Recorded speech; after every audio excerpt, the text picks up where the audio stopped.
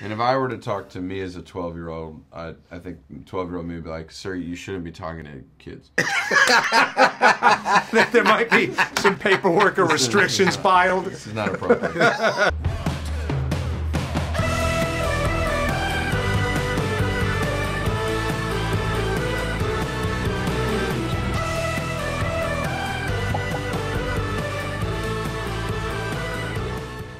Nice to see you, gentlemen. Nice to see you too. Very nice to see you. Yeah. Congratulations on this movie. I have a couple ribs that are likely cracked as a result of laughing so hard, much because of what you two bring to the table. Appreciate it, man. Did you in your wildest dreams ever think that you would be in a movie with these sports legends? You work with A-list celebrities all the time. But this... I don't know. No, I like, if I was to tell little 12-year-old me that I would be doing a movie, let alone playing basketball, but also a movie with Shaq, Chris Webber, Lisa Leslie, Reggie, I'd be like, all right, bro, okay, you're lying, stay out of my life. You know what I mean? And if I were to talk to me as a 12-year-old, I think 12-year-old me would be like, sir, you shouldn't be talking to kids. There might be some paperwork or restrictions filed. This is not appropriate. I'm at the food court. I'm not supposed to talk to men. But yeah, no, for me.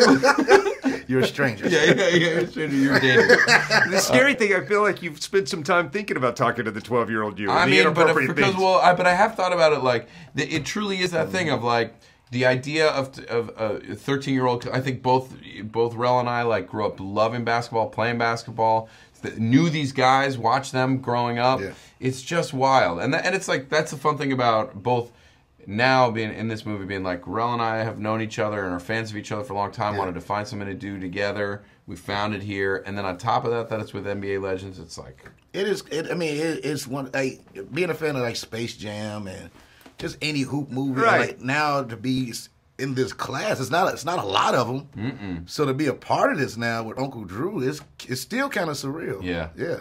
I love that you give a shout out. I don't want to plot spoil, but there might be a little shout out to Get Out in this movie. It is, but which is that's what's weird for me because I mean doing Get Out and then doing this movie. I don't know how I'm picking these, but it's like doing these really fun, interesting things. Capture some imagination. Yeah. And I feel like, I have nephews who are like, 12, 13 years old. Every boy, every kid in America, like, knows about this, knows about Uncle Drew. They're excited about it. It's really cool. It's really cool. It's going to be, and then Kyrie has such a great fan base, man. Yeah, like, I think until I did this movie, I didn't realize how popular he was with kids. Yeah. Like they love this dude. He's like the new favorite guy. It's very interesting. I didn't see it at first. I'm like, wait a minute, you really? He captures the imagination for some reason. Yeah.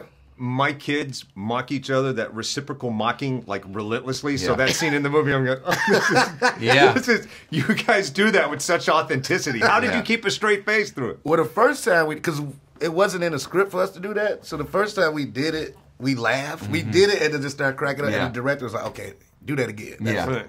And we did. It worked. And that's the fun of working with someone like Rel, who like we would just comedically were on a very similar page. So like when we found that, we're like, oh, both of us know exactly. Like it's sharks with blood. You just like we found it. Okay, let's go attack that joke. And it is weirdly like it could be like 12-year-olds like messing with each other or grown men.